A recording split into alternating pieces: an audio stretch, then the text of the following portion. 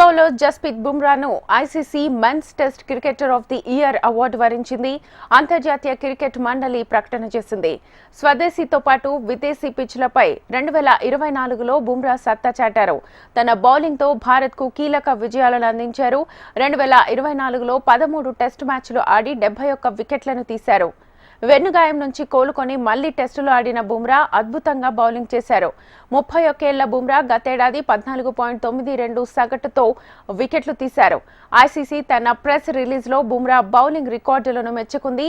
England, బంగ్లాదేశ్తో జరిగిన స్వదేశీ సిరీస్లో భారత జట్టు విజయంలో బుమ్రా కీలక పాత్ర పోషించారు. దక్షిణాఫ్రికా, ఆస్ట్రేలియాతో జరిగిన సిరీస్ల్లోనూ అతడు అత్యధికంగా వికెట్లను తీశారు.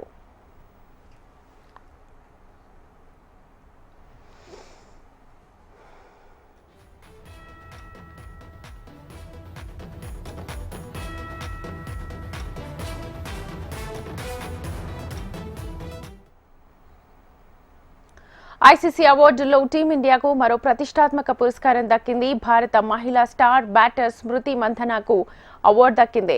ICC women's ODI cricketer of the year పురస్కారానికి ఆమె ఎంపికైంది. దీంతో భారత అభిమానుల సంతోషం డబుల్ అయింది.